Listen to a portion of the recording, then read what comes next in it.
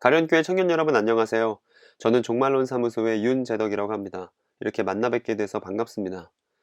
저는 성경 연구를 취미로 두고 있는 평범한 기독교인인데요. 그런데 이번에 가련교회로부터 특별한 부탁을 받았습니다. 여러분 지금 수련회 기간이라고 들었는데 수련회 기간 중에 설교 한 편을 제가 맡게 된 것이죠. 그리고 특별히 교회 측에서 본문도 정해주셨습니다. 그 본문은 요한계시록 2장에 나오는 예수께서 에베소 교회에게 주셨던 메시지를 해설해달라는 것이었죠. 그리고 특별히 그 메시지 중간에 있는 처음 사랑의 의미에 대해서 이야기해달라는 그런 부탁을 목사님께 받았습니다. 그와 더불어서 또 여러분들이 본문을 읽고서 주셨던 질문들도 지금 제 손에 들어와 있거든요. 그래서 본문도 보고 질문들도 보면서 생각을 좀 하게 됐습니다. 그리고 여러분들과 오늘 어떤 이야기를 나누면 좋을지 깊은 고민에 빠졌죠. 그래서 오늘 여러분들과 함께 이 요한계시록 2장에 대한 얘기를 좀 자세하게 풀어보려고 하는데 일단 그러기 전에 본문부터 확인해 보도록 하겠습니다. 제가 히라버 원문을 보고 직접 번역을 해봤거든요. 낯설게 보이는 만큼 본문을 꼼꼼히 뜯어볼 수 있을 거예요. 그런데 일단 우리는 이 글자들의 의미를 묻기 전에 글자들의 의미에 어떻게 접근할 수 있을지부터 생각해 볼 필요가 있습니다. 여러분들의 질문들을 보니까 더더욱 그렇더라고요. 여러분이 보고 계신 글은 요한계시록의 한 대목입니다. 그리고 어떤 글도 마찬가지겠지만 우리가 글을 읽는 건 그 글을 기록했던 사람의 마음, 의도, 생각을 파악하기 위해서잖아요. 그렇기 때문에 우리는 철저하게 이 요한계시록을 기록했었던 요한의 입장이 되어야만 이 글의 의미에 접근할 수 있습니다. 그런데 이상하게도 다른 글은 이게 잘 되는데 유독 성경을 펴기만 하면 이 자명한 사실을 놓치는 분들이 너무 많습니다. 여러분 생각해 보세요. 만일 나에 대해서 잘 모르는 사람이 내가 쓴 글에 관해서 자기 생각만 갖고 오해한다면 그야말로 참 답답한 일이지 않겠어요? 예컨대 연인과의 대화에서 이런 게 있죠. 너 왜 그런 식으로 말해? 내가? 내가 말한 건 그런 의미가 아니야. 이렇게 말을 못 알아들어. 말을 못 알아들어? 어떻게 그렇게 말할 수 있어? 뭐 이런 식의 대화죠. 이런 식의 마음 아픈 오해들이 사실은 교인들의 성경 읽기에서도 빈번하게 벌어집니다. 따라서 성경을 읽다가 혹시 여러분들에게 질문이 떠오른다면 그 질문 앞에 꼭 글쓴이의 입장에서 라는 말만 추가해도 우리가 갖는 질문의 절반은 떨어져 나갑니다. 예컨대 어떤 청년이 이런 질문을 주셨습니다. 처음 사랑, 이 요한계시록 2장 본문에 나오는 처음 사랑은 어느 정도의 사랑을 말씀하시는 걸까요? 라고 했는데 이 질문에다가 요 말만 추가해도 그러니까 요한계시록을 기록한 요한이 보기에 라는 말만 넣어도 우리의 질문이 한층 더 깊어집니다. 그러니까 제가 지금 드린 것은 대단히 간단한 얘기예요. 우리가 글을 보기 전에 그 글을 기록한 사람에 대해서 이해하자는 것입니다. 그리고 우리는 이 지점에서 요한계시록을 기록한 요한에 대해서 좀 알아보려고 하니까 그 사람이 유대인이라는 사실을 또 떠올리게 돼요. 사람은 누구나 자신이 갖고 있는 관점, 생각, 이야기를 가지고 세상을 봅니다. 그리고 이건 요한계시록을 기록한 요한도 마찬가지예요. 그래서 요한은 유대인으로서 유대인이라면 모를 리 없는 유대인들이 공기처럼 흡입했던 하나의 이야기 안에서 세상을 봤습니다. 이 이야기는 교회가 익숙한 듯 하면서도 정작 직접 읽어본 사람들은 별로 없는 이야기예요. 그리고 이건 모태신앙으로 자라왔던 저 역시 마찬가지였습니다. 이 요한이 흠뻑 젖어 있었던 이야기를 이렇게 간단하게 요약해 볼 수 있어요. 먼저 창조에서 시작해서 출애굽을 지나 가나안 땅 정복으로 이어지는 그런데 그 가나안 땅에서 쫓겨나 기나긴 포로 생활을 겪는 그리고 그 포로 생활 속에서도 이스라엘이 회복되고 하나님의 창조 세계가 완성될 것을 고대하는 유대인 이야기라고 말입니다. 즉, 이 이야기는 우리가 구약 성경을 통해 들여다볼 수 있는 이야기예요. 우리는 요한의 표현들이 온통 이 이야기, 구약 성경 이야기를 근거로 두고 있다는 사실을 기억할 필요가 있습니다. 그렇기 때문에 이 구약 이야기에 토대 없이 보는 요한의 글은 온통 수수께끼 투성이 되어 못 알아듣는단 말이죠. 그런데 만일 여러분이 신약 성경 보기가 이렇게 녹록지 않았다면 그 이유는 간단합니다. 글쓴이가 흠뻑 젖어 있던 그 구약 이야기에 대한 이해가 없기 때문에 신약을 제대로 읽을 수 없게 되는 것이죠. 그러니까 우리는 성경을 볼 때 성경과 우리 눈 사이를 너무 밀착시키지 말고 일단 본문에서 좀 거리를 두고 그 사이에 유대인인 요한과 그 요한의 이야기를, 즉 유대인 이야기를 끼워 넣을 필요가 있습니다. 이렇게 하는 게 성경이라는 금고를 여는 열쇠와도 같은 방법입니다. 오늘 요한계시록 본문 말미에 보면 귀 있는 자는 들을지어다라는 표현이 있죠. 여러분들 보셨을 거예요. 한국 사람인 우리는 이 표현을 봐도 별 생각이 나지 않습니다. 그냥 그저 잘 들으라고 하나 보다 뭐 이러면 그만인 것이죠. 그런데 유대인에게는 저 귀 있는 자는 들을지어다 같은 표현은 예사로운 표현이 아닙니다. 왜냐하면 저 표현은 구약 성경 중 그 예언서에 정말 많이 나오는 표현이기 때문이에요. 특히 저 들을 귀에 관해서는 이 사람을 빼놓으면 서운합니다. 바로 예레미야라는 사람이에요. 여러분 들어보신 적 있죠? 제가 예레미야라는 구약 예언서에만 나오는 이 들을 귀 관련된 구절을 한번 모아봤어요. 우르르 쏟아졌죠? 이 중에 제가 하나만 보여드릴게요. 예레미야 25장 3절 4절을 보면 이렇게 기록되어 있습니다. 아몬의 아들 요시야가 유다 왕이 되어 13년이 되던 해부터 오늘에 이르기까지 23년 동안 주님께서 나에게 계속하여 말씀하셨고 나는 그것을 여러분들에게 열심히 전하였으나 여러분은 그 말을 전혀 듣지 않았습니다. 주님께서는 여러분에게 주님의 종 예언자들을 보내시되 꾸준히 보내셨으나 여러분들은 예언자의 말도 듣지 않았습니다. 여러분들은 들으려 하지도 않고 귀를 기울이지도 않았습니다. 라고 예레미야가 유다 백성들에게 지금 얘기하고 있는 대목이죠. 그런데 여기서도 유대인들이 예레미야 말을 도통 듣지 않았다는 표현들이 여러 번 등장하고 있습니다. 본문에 나오는 요시야가 유다 왕이 된 지 13년째가 예레미야가 예언자로서 활동을 시작한 해예요. 그리고 예레미야는 무려 23년째 자기 백성에게 말을 걸어왔지만 이 사람들은 작심하고 들어먹질 않는다는 것이죠. 예레미야가 정말 답답했을 텐데 얼마나 답답했을지는 이 23년 동안 유다에 어떤 일들이 벌어지는지를 알면 더 우리가 같이 느낄 수 있습니다. 이 예레미야가 되돌아본 23년의 과거는 불쌍하기까지 합니다. 조금 전에 말씀드린 대로 예레미야가 예언자로서 활동을 시작한 다음에 5년 정도 지나면 요시야 왕이 성전에서 신명기의 글들을 발견하게 되고 대대적으로 개혁 작업을 수행합니다. 그런데 그렇게 한 번 하나님을 사랑하는 마음을 가지고 열심히 개혁에 전념했던 요시야는 이집트와 전쟁하러 나갔다가 그 자리에서 죽어버립니다. 그리고 나서 요시야의 아들이 왕위에 오르거든요. 그런데 그 왕은 3개월밖에 통치 못하고 또 이집트에 반대하는 정책을 피다가 이집트의 볼모로 끌려갑니다. 그리고 이집트는 여호야김이라는 왕을 세워서 유다를 통치하려고 해요. 그런데 그런 와중에 예레미야는 유다는 이집트를 의존해서는 안 된다는 말을 줄곧 해왔어요. 그런데 이 여호야김이라는 왕은 도통 그 말을 듣질 않습니다. 그래서 예레미야처럼 유다가 이러다가 망할 거라고 예언했었던 우리야라는 예언자가 있었거든요. 이 우리야라는 예언자는 여호야김에 의해서 죽임을 당합니다. 그리고 예레미야가 기껏 써놓았던 글들은 이 여호야김에 의해서 싹 다 소각돼 버려요.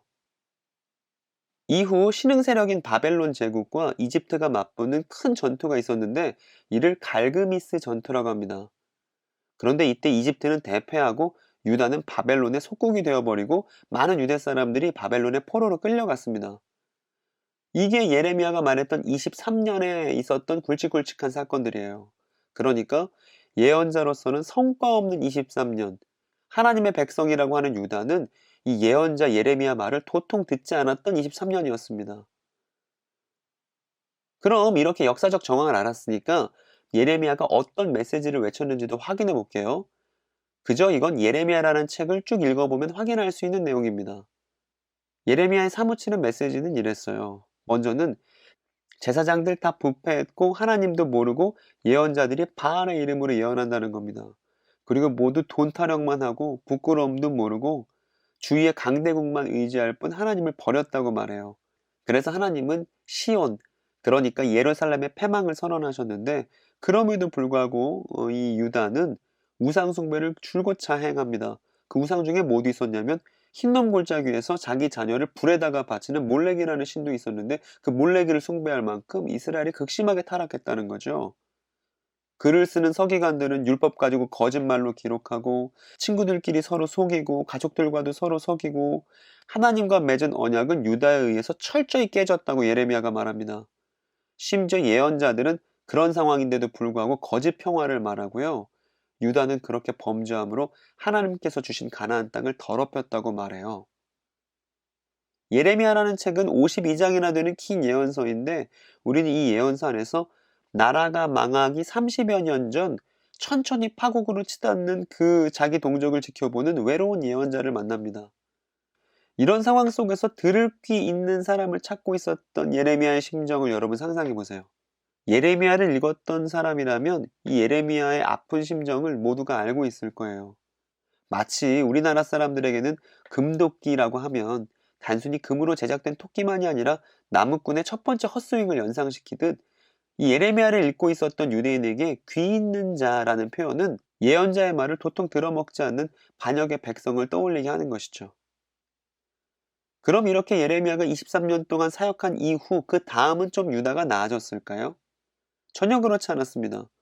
그 악랄했던 여호야김이 죽고 이번엔 여호야긴이 왕이 올랐으나 1년을 채 가지 못했어요. 그리고 그 다음 왕이 오른 왕의 이름이 시드기야인데 이 시드기야는 유다의 마지막 왕입니다. 이 시드기야 역시 하나님께서 바벨론을 통해 남유다를 징계하신다는 예레미야 말을 무시하고 이집트에 의존했었던 왕이에요. 그리고 끝내는 유다 백성들의 여론에 휩쓸려서 다시 이집트와 동맹을 맺고 바빌론의 반기를 들기도 했던 왕입니다. 그 와중에 예레미야 메시지는 한결같았어요. 이 유다가 바벨론 포로로 끌려가는 거 당연한 것이 하나님 뜻이라는 거죠. 그런데 이렇게 말했더니 예레미야는 민족 반역자 취급을 받고 진흙구덩이에 던져져서 죽을 뻔했습니다. 그런데 거의 죽을 뻔했던 예레미야는 이방 사람에 의해서 구출됐어요. 그러나 유다는 구출받지 못했습니다. 시드기야 9년에 예루살렘은 바벨론에 의해 포위되었고 그로부터 2년 뒤에는 끝내 바벨론에 의해 함락당합니다. 유다의 마지막 왕은 자신이 보는 앞에서 자녀들이 살해당하고 그 장면을 마지막으로 본 다음에 두 눈이 뽑혔어요. 그리고 바벨론으로 질질 끌려갑니다. 그리고 이때 유대인들이 자랑스럽게 생각했었던 예루살렘 성전도 다 무너지고 유대인들은 바벨론에서 포로 생활을 하거나 아니면 이집트로 도망가서 다시 이집트의 신들을 섬기게 되어 버렸습니다. 그리고 성전 안의 물품들은 모두 이방 제국의 소나기에 들어갔습니다. 성전에는 7촛대도 있었는데 이 촛대는 더 이상 비출 성전이 없어졌고 촛대도 이제 더 이상 유대인의 것이 아니게 되었죠. 여러분 그러면 이런 이야기를 알고 있는 상황 속에서 촛대가 옮겨진다라는 표현이 어떻게 들렸을지 상상해 보세요. 유대인이라면 모를 수 없는 이 파국의 사건, 예루살렘이 함락된 사건을 알고 있다면 저 촛대가 옮겨진다는 표현은 그야말로 등골이 오싹해지는 표현이었을 것입니다. 마치 우리나라 사람에게는 삼풍백화점이 흔들리기 시작했다라는 표현이 우리에게 비극적인 아픔을 상기시키는 말입니다. 지금까지 이야기를 들어오셨다면 이 처음 사랑, 이 첫사랑 역시 이 옛날 이야기, 유대인 이야기 없이는 의미를 파악할 수 없다는 사실을 직감하셨을 거예요. 신약 성경의 표현들은 모두 구약 성경에 토대를 두고 있기 때문에 신약 성경부터 보는 사람들은 마치 영화를 중간부터 끊어서 보는 것과 같습니다. 그래서 영화 내용이 이해가 안 되기 때문에 자꾸 자신이 미처 보지 못했던 앞쪽 내용을 돌려서 내용을 확인해야 되는 그런 재미없는 입장이 되어버리죠. 여러분, 유대인에게 처음 사랑이라고 하면 떠오르는 것은 단연 이겁니다. 그 처음 사랑이 기록된 것은 율법인데 율법은 하나님께서 모세를 통해 광야의 이스라엘에게 주신 이야기예요. 그런데 그 율법 이야기의 결말인 신명기라는 책에 보면 이런 구절이 있습니다.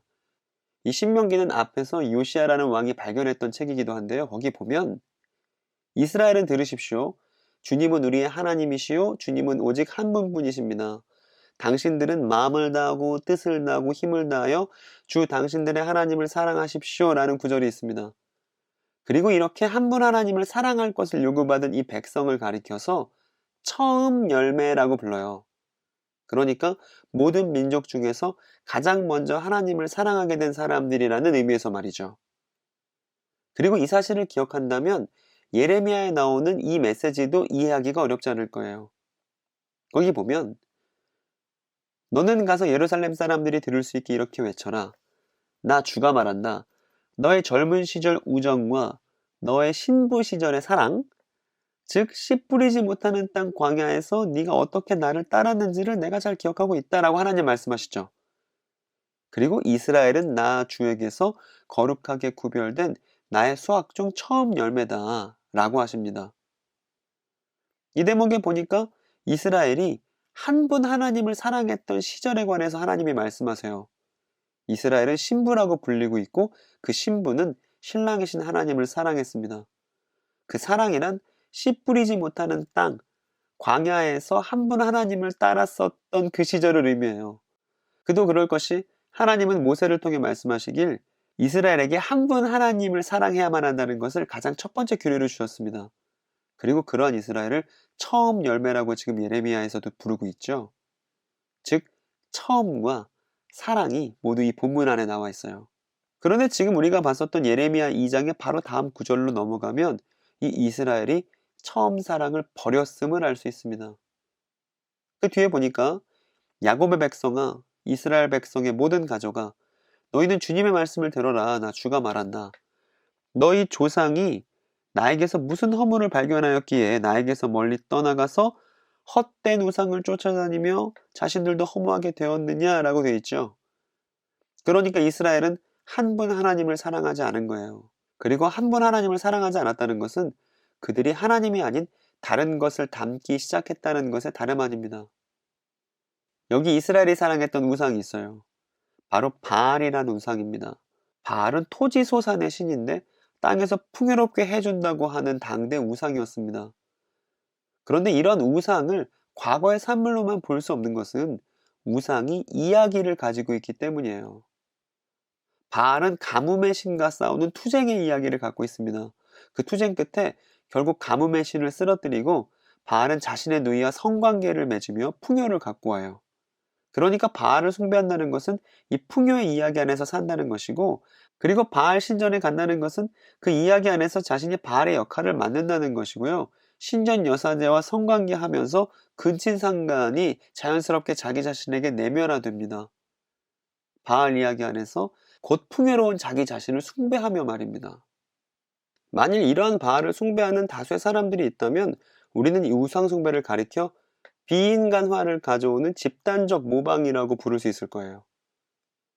하나님은 자신의 피조물인 인간이 자신을 닮길 바라십니다. 그게 사랑이에요. 사랑은 사랑하는 대상을 닮으니까요. 그리고 그것의 반대말은 우상숭배입니다.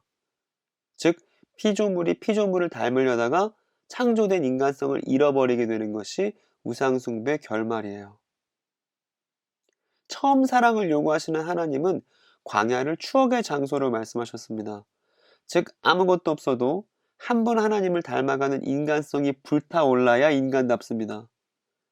그리고 광야의 이스라엘 양쪽 옆에는 우상 숭배의 압박이 있어요. 한쪽에는 파라오를 태양의 아들로 숭배하는 거짓 이야기가 있고, 다른 한쪽에는 바벨론을 통치하는 마르둑이라는 신이 세상을 창조했다고 믿는 바벨론 신화가 있습니다. 이런 거짓 이야기의 홍수 속에서 하나님은 한 분 하나님의 이야기 안에서 자라나는 건강한 민족을 원하셨어요. 참된 이야기 안에서 참 하나님을 닮아가는 사람들의 상태가 곧 처음 사랑이라 말할 수 있을 것입니다. 그래서 그 처음 사랑은 진실한 이야기 안에서 우리 자신을 발견하는 것에 다름 아닙니다. 고대 이야기들은요, 당시 사람들이 우리가 누구지? 라는 질문에 답하기 위해 만든 것들이에요. 그래서 그리스 사람들은 자신들의 신화에서 자신들이 누구인지를 발견하려고 했고, 로마 사람들은 자신들의 정체성을 찾기 위해서 베르길리우스라는 시인을 고용해서 아이네이스라는 신화를 만들어내기도 합니다. 그러니까 고대 우상들의 이야기는 모두 공동체적 정체성을 찾기 위한 이야기다라고 할 수 있어요. 하나님께서 우상 숭배를 경고하는 것은 단순히 말 못할 돌이나 금속에게 절하는 행위가 문제가 되기 때문이 아니라, 하나님은 자신의 이야기 안에서 공동체를 발견하는 사람들을 불러내셨기 때문에, 그리고 그들을 그들답게 하는 것이 하나님의 역할이기 때문에 그렇게 말씀하시는 거예요. 즉 하나님은 자신의 이야기 안에서 자신의 사람들을 길러내시고 그들에게 다른 이야기에 오염되지 말라고 말씀하신 겁니다. 그러나 이스라엘은 안 그러기로 작정했고 그 결과 우상 숭배에 쩌들은 예루살렘은 정복당해 버렸고 성전은 무너졌고 촛대는 옮겨져서 더 이상 재기능을 할 수 없게 되었던 것이죠. 그러나 이 처음 사랑이 실패한 모든 것이 무너져 폐허가 된 예루살렘에 관해서 여전히 말하고 있는 예언자가 있습니다. 그리고 그 예언자의 이야기는 성전이 다 무너졌음에도 불구하고 아직 끝나지 않았습니다. 이제 우리가 간략하게 살펴볼 것은 예레미야 30장에서부터 32장이에요. 예레미야의 눈물과 절망으로 쓰인 책 사이에 들어있는 이상한 희망에 관한 내용입니다. 거기 한 대목을 보면 30장 2, 3절인데 이렇게 써 있어요. 주 이스라엘의 하나님이 말한다. 너는, 그러니까 예레미야죠. 내가 너에게 한 말을 모두 책에 기록하여라. 이미 여호야김이 예레미야의 모든 기록을 불태운 이후에 하나님 명령인 겁니다. 다시 또 책을 쓰는 거죠. 나 주의 말이다. 보아라. 반드시 그때가 올 건데 그때가 뭐냐면 내가 포로로 잡혀간 나의 백성을 다시 이스라엘과 유다로 데려오겠다. 나 주가 말한다. 내가 그들에게 조상으로 준 땅으로 그들을 돌아가게 하여 그들이 그 땅을 차지하게 하겠다라고 하시죠. 예레미야는 파멸의 예고를 숱하게 해왔고 그 파국은 곧 현실이 되었죠. 그럼에도 예레미야는 다시 포로로 간 하나님의 백성이 이스라엘과 유다로 돌아오게 될 것이라고 예언합니다. 여기서 이스라엘은 북이스라엘 10지파고 유다는 남유다 2지파를 말하는 거예요. 그러니까 이스라엘과 유다가 돌아온다는 것은 곧 12지파가 회복된다는 말입니다. 그리고 그 다음 대목에 보면 이 포로들이 해방되는 날은 희망의 날이면서도 더불어 하나님께 맞서는 이들에게는 끔찍한 진노의 날이 될 것을 이 30장 24절이 보여주고 있어요. 그리고 이 날을 부르는 명칭이 마지막 날이라는 것도 알 수 있습니다. 한 장 넘겨서 31장을 보아도 포로들이 해방을 받고 다시 이스라엘이 회복되는 때, 그러니까 마지막 날에 관해서 말하고 있음을 알 수 있죠. 그리고 우리는 이 마지막 날에 벌어지는 새 일이란 다름 아닌 한 분 하나님께서 다시 이스라엘을 찾아오시고 다시 처음 사랑의 관계가 회복되는 것이 새 것이 창조되는 일이라고 지금 예레미야가 말하고 있다는 것을 확인할 수 있습니다. 그러니까 뭐가 새로운 것이 창조되는 것이냐면 한 분 하나님을 맞이하는 백성, 그래서 한 분 하나님과 백성 사이가 사랑으로 연합되는 것이 이것이 새로운 창조다라고 말할 수 있는 것이죠. 그리고 31장 31절부터 보면 새 언약이라는 게 등장합니다. 그런데 그 새 언약은 언약을 깨뜨리고 포로가 되었던 사람들과 다시 맺는 언약이 새 언약이라는 걸 알 수 있어요. 그래서 31장 32절에서 언약을 깨뜨린 것도 이스라엘과 유다고 바로 다음 절인 33절에서 다시 하나님과 언약을 맺는 대상도 이스라엘입니다. 즉 돌아온 이스라엘과 유다, 곧 회복된 12지파와 새 언약을 세우겠다고 주님께서 말씀하신 거죠. 그리고 이 새 언약은 이집트에서 탈출하고 나서 시내산에서 맺은 언약과는 다른 것인데 어떻게 다른지는 그 다음 구절을 보면 알 수 있습니다. 여기 보면 새 언약을 맺는 방법이 나오죠. 시내산에서의 맺은 언약은 돌판에 글자를 기록해서 맺은 것이라면 이 새 언약은 가슴속에 마음판에 새겨서 기록한 언약이라 말합니다. 마음속에서부터 하나님을 사랑하고 그 마음을 따라 율법으로 살아가는 사람들, 이런 사람들이 새 언약에 참여한 하나님의 백성이고 하나님을 아는 사람들이며 하나님은 이 사람들의 죄를 용서해 주신다고 예레미야는 예언했습니다. 가련교회 청년 여러분, 지금까지 쭉 길게 설명했었던 이 오랜 예레미야의 예언이, 이 옛 글이 지금 우리 손에도 들려있죠. 그러면 정말 하나님께서 광야에서 말씀하셨던 그 처음 사랑의 민족이 다시 창조될 수 있을 것인가? 이렇게 예루살렘 성전 다 무너지고 그 12지파가 뿔뿔이 포로로 끌려가는 이 파국 속에서도 그러한 12지파가 다시 회복될 수 있을 것인가? 라는 물음 앞에서 예레미야는 꼭 그렇게 반드시 될 거라는 희망을 노래했습니다. 그리고 그 희망이 정말 이루어졌는지 안 이루어졌는지 확인하기 위해서는 우리는 다음의 질문을 꼭 던져봐야겠죠. 먼저는 마지막 날 이스라엘 12지파의 포로 해방과 심판은 벌어졌나요? 이 질문 물어봐야 되고, 그리고 하나님은 언약을 깨뜨린 바로 그 민족과 새 언약을 정말 맺으셨나요? 이것도 물어봐야 됩니다. 그리고 마지막으로 그 사람들은 정말 마음의 율법이 새겨져서 하나님의 백성이 되었고 하나님을 알게 되었으며 죄를 용서받았나요? 이 질문 물어봐야죠. 예레미야 예언이 정말 성취되었다면 저 위에 있는 질문들을 모두 만족시켜야만 합니다. 하나님께서 광야에서 말씀하신 그 신명기 6장의 처음 사랑은 바로 저런 사람들을 통해 저런 방식으로 회복될 것이니까 정말 그렇게 되었는지를 우리가 확인해 봐야겠죠. 그리고 이제 우리는 드디어 신약 성경 곳곳에 쓰인 사도들의 고백을 읽어볼 준비를 마쳤습니다. 유대인 이야기의 결말로 살아갔던 사람들이 바로 사도들이거든요. 그래서 그 사람들을 이해하기 위해서는 유대인 이야기를 몰라서는 곤란했습니다. 그럼 이제부터 우리가 한 구절 한 구절씩 보게 될 사도들의 메시지에서 여러분 예레미야의 향기를 맡아보실 수 있으면 좋겠어요. 먼저 이 사람은 야고보입니다. 야고보가 지중해에 있는 난민들, 그런데 그냥 난민 아니라 예수 믿는 난민들에게 이렇게 인사합니다. 하나님과 주 예수 그리스도의 종인 야고보가 세계에 흩어져 사는 12지파에게 문안을 드립니다. 즉 야고보는 신약교회를 가리켜서 12지파라고 부르고 있어요. 예레미야 예언대로라면 신약교회가 곧 회복된 12지파입니다. 그런데 생각해보니까 신약교회를 세운 사도들의 숫자도 12이네요. 그리고 이 사람은 베드로입니다. 베드로도 나라를 잃고 피난민으로 살고 있는, 그러나 예수를 믿고 있었던 그 피난민들에게 2000년 전에 이렇게 권면했습니다. 하나님께는 여러분의 믿음을 보시고 그의 능력으로 여러분을 보호해 주시며 마지막 때에 나타나기로 되어 있는 구원을 얻게 해 주십니다. 지금 베드로가 말하고 있는 마지막 때라는 그 시간은 나중에 오는 시간을 말하는 거 아니에요. 지금 베드로의 편지를 받아본 사람들은 이미 구원을 받은 사람들이고 이 구원받은 사람들이 생겨나는 그 때가 바로 마지막 때라고 말하고 있는 것이죠. 다시 말해서 예레미야의 예언 그대로입니다. 그리고 지금 보시는 사람은 가장 마지막에 사도들의 대열에 합류한 바울이라는 사람이에요. 이 사람의 증언이 결정적인데 바울은 고린도 교회에 편지를 쓰면서 그 고린도 교회 사람들이 살아계신 하나님의 영으로 쓴 그리스도의 편지이며 이건 돌판에 쓴 게 아니라 가슴판에 쓴 것이라고 말했습니다. 정확히 예레미야 예언의 성취에 대한 얘기죠. 그리고 아예 그 아래 구절을 보면 예레미야가 말했던 새 언약이라고 바울은 명시하고 있습니다. 따라서 우리는 이 새 언약에 참여한 신약교회 일원들이 하나님의 백성이며 하나님을 알게 된 사람들이고 이들의 죄가 용서되었음을 확인할 수 있는 것이죠. 그리고 마지막으로 예수입니다. 예수께서는 사도들에게 말씀하시길 성령이 임하면 증인이 될 것이라고 말씀하셨어요.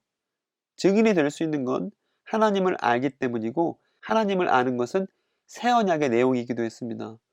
즉 성령으로 새 언약에 참여한 이들은 증인으로서 유대와 사마리아와 땅끝까지 이 예레미야 예언이 성취되었다는 소식을 전합니다. 그런데 이때 유대는 남유다 말하는 거예요. 그리고 사마리아는 북이스라엘의 수도를 말하는 거예요. 즉 유대와 사마리아는 이스라엘 12지파가 사는 전 지역을 가리킵니다.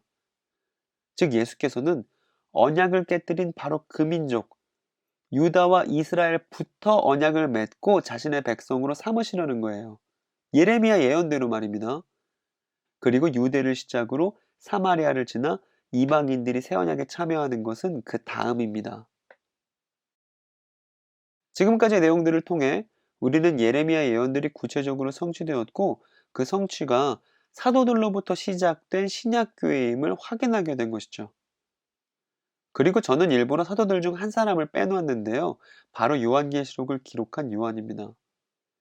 요한은 예레미야 예언대로 신약교회가 탄생했다는 충격적인 이야기, 이 옛날 글이 비로소 현실이 되었다는 새로운 소식을 에베소라는 지역에도 전했고 그 에베소 교회에게 지금 예수의 메시지를 전하고 있습니다. 모르긴 몰라도 요한이 에베소 교회를 어떻게 바라볼지는 우리는 지금까지의 내용을 통해서 짐작해 볼 수 있습니다. 요한에게 있어서 에베소 교회는 새 언약에 참여한 사람들로서 가슴에 한 분 하나님을 향한 사랑이 새겨진, 그리고 성령을 받아서 그 한 분 하나님을 알고 그분의 용서를 경험한, 그 유대에서부터 시작된 포로 해방에 참여한 이방인들로 구성된 교회가 바로 에베소 교회입니다. 따라서 에베소 교회는 바로 이 예레미야 예언의 결말로서 존재한다고 말할 수 있어요. 교회는 곧 회복된 이스라엘입니다. 따라서 이스라엘 얘기 없이는 교회는 자신이 누구인지 알 수 없어요. 그런데 그러한 교회에게 예수께서 말씀하시기를 니네 처음 사랑을 버렸어 이렇게 말씀하시죠. 이 처음 사랑이란 한 분 하나님을 향한 사랑이고 이스라엘을 이스라엘답게 교회를 교회답게 만드는 바로 그것입니다. 한 분 하나님을 사랑하는 그 광야에서의 사랑이 처음 사랑이고 이 사랑은 개인을 넘어서 교회라는 공동체 전체에게 요구된 사랑이었습니다. 개인적인 감상 정도가 아니라 공동체의 정신으로서 사랑이에요. 그러나 에베소 교회는 무언가 그릇된 실천을 했고 그것을 반성하지 않은 듯합니다. 예수께서는 그것이 어떤 것인지 구체적으로 말씀해 주시지는 않으시지만 에베소 교회에게 분명하게 명하세요. 그것을 기억해내고 생각을 바꾸라고 말입니다. 우리는 짐작할 수 있어요. 이 예수께서 지적하시는 에베소 교회의 잘못된 실천이 우상 숭배, 곧 그릇된 이야기와 관련이 있다는 생각을 하지 않을 수 없는 겁니다. 처음 사랑에서 벗어났다는 말은 우상 숭배를 의미하며 이것은 교회가 한 분 하나님이 아니라 다른 것을 닮아가고 있다는 교회만 알아들을 수 있는 심각한 표현인 것이죠. 그러니 이 일, 어디서부터 잘못했는지 기억하고 생각을 바꾸고 실천을 바꾸는 이 일은 그래서 처음 사랑의 상태로 회복하는 것은 에베소 교회에게 교회의 서화를 건 아주 중요한 일입니다. 만일 생각을 바꾸지 않으면 에베소 교회는 더 이상 교회로서 기능하지 못하게 될 거예요. 에베소 교회 사람들은 구약의 예언자들의 메시지를 듣는 이스라엘의 입장과는 달리 그들의 불순종을 극복하고 새로운 이스라엘로서 이스라엘답게 살아야만 했습니다. 그런데 이 요한계시록 2장을 쭉 읽어보면 충격을 받는데 이 교회답지 않은 교회가 되었다고 책망받았던 에베소 교회가 이단에 대한 경계는 되게 잘해왔다는 것을 우리가 확인할 수 있습니다. 거기 보면 거짓 사도들도 잘 밝혀냈고 니콜라 테이스의 일들도 니네가 싫어한다라고 예수님께서 칭찬해 주시는 대목이 있죠. 에베소 교회를 흠집내려는 두 세력이 등장하는데 먼저는 자칭 유대인 사도라고 하면서 유대인 이야기를 거울로 살아가는 사람들을 속이려고 하는 유대인들이 있었고 반대편에는 니골라라는 사람을 중심으로 교회 분열을 자극하면서 세력을 끌어모으려는 이들도 있었습니다. 그런데 에베소 교회는 이들로부터 교회를 잘 지켜냈어요. 이건 정말 잘한 거죠. 그런데 유대인의 글쓰기는 가장 중요한 내용을 가운데 놓고 바깥쪽으로 고리 형태를 만들면서 글을 구성해 나갑니다. 이것을 키아스무스라고 하는데 이 키아스무스라는 유대인 글쓰기의 구성을 생각해 보면 예수의 메시지가 다음과 같이 조직되어 있다는 것을 발견할 수 있어요. 그리고 이러한 구성은 교회가 외부 세력으로부터 교회를 잘 지키는 와중에도 교회가 교회답지 않을 수 있다는 사실을 우리로 하여금 깨닫게 합니다. 그러니까 자기 자신을 잘 지켰지만 정작 그렇게 지킨 교회가 교회답지 않을 수 있다는 사실, 교회를 지키는 것만으로는 교회를 교회답게 할 수 없다는 사실, 한 번 하나님을 사랑한다는 것, 처음 사랑을 지키는 것은 우리 자신을 지키는 것 이상의 무언가라는 것을 우리가 발견하게끔 하죠. 이제 오늘 본문의 결말입니다. 아까 키아스무스를 말씀드렸죠? 오늘 본문의 가장 큰 고리, 오늘 본문의 끄트머리는 7개의 별과 7개의 촛대 사이를 거니시는 예수의 모습과 생명나무라는 창세기 이미지로 맞물리면서 마무리가 됩니다. 그리고 이 별, 촛대, 생명나무도 모두 구약 성경의 이미지들이죠. 그리고 이것과 관련해서 질문을 주셨던 청년들도 있었어요. 이 7별과 7금촛대가 뭐냐는 질문의 답변은 의외로 쉽게 발견할 수 있는데 바로 앞쪽만 펴보면 써 있습니다. 예수께서 직접 말씀해 주시거든요. 그리고 예수께서 7별을 오른손에 쥐시고 7촛대 사이를 다니신다는 것은 그분이 교회를 통치하신다는 거예요. 그리고 그분의 통치는 창세기의 생명나무로 연결되었습니다. 예수께서는 교회를 통해서 하나님의 창조세계 전체를 에덴처럼 만들고자 하세요. 이것은 키아스모스로 구성되어 있는 성경 전체의 구성을 봐도 알 수 있습니다. 창세기에서 시작해서 요한계시록으로 끝나잖아요. 창세기에 나오는 낙원의 생명나무의 열매가 사람을 죽지 않게 하듯 죽었다가 살아나신 예수는 교회에게 죽음을 이기는 생명을 얻게 하셨습니다. 그러니까 교회는 자신을 지키는 것만으로는 교회라고 할 수 없는 거예요. 예수께서는 자신을 보호하시기는커녕 자신을 내어주셨고, 에베소 교회가 예수를 닮는다면 마찬가지의 위험을 감수해야만 합니다. 한 번 하나님을 사랑하기 때문에 위험천만한 광야를 걸었던 처음 사랑처럼 에베소 교회는 하나님을 위해 그리고 이웃을 위해 가드를 내리고 팔을 벌려야만 했습니다. 왜냐하면 이것이 교회답고 이스라엘다우니까요. 예수께서는 그들에게 이기는 교회가 되라고 말씀하시고, 예수의 이김은 그분의 섬김과 죽음을 모방할 때 얻어집니다. 그리고 이러한 모방은 우상숭배의 대척점에 서 있어요. 오늘날 교회 역시 1세기 교회의 바통을 넘겨받아 십자가가 곧 승리라고 고백합니다. 성령을 통해서 새 언약의 사람들의 가슴에 새겨진 이김이란 바로 이러한 이김이겠죠. 그리고 이 메시지는 에베소 교회에게만이 아니라 교회들에게 주신 메시지라고 예수께서 직접 말씀하신 대목도 보입니다. 이 문장 때문에 이 요한계시록의 내용은 과거에만 갇혀있지 않고 오늘날의 교회들과도 연결됩니다. 교회는 사역자들의 모임이 아니라 새 언약에 참여한 사람들의 모임, 예수를 따르는 사람들의 모임이죠. 그러니까 이 메시지는 여러분에게도 예외일 수가 없어요. 가련교회 청년 여러분, 한 분 하나님을 사랑하는 사람들이 되세요. 왜냐하면 여러분이 이스라엘이기 때문입니다. 옛 이야기 안에서 공동체적 정체성을 더 깊이 발견하세요. 왜냐하면 여러분들이 교회이기 때문입니다. 여러분이 한 분 하나님을 닮아서 이웃을 위해 의미 있게 손해를 봐야만 합니다. 왜냐하면 여러분이 예수를 닮았기 때문이에요. 여러분들이 제게 주신 질문들을 통해서 발견할 수 있었던 것은 처음 사랑을 버렸다는 말에 대한 불편한 개인적인 감정들이었습니다. 너희가 처음 사랑을 버렸어 라는 말을 보고서 떠오른 그 편치 않은 개인적인 감정들은 이기는 공동체적 정체성과 실천 안에서 눈 녹듯 사라질 것입니다.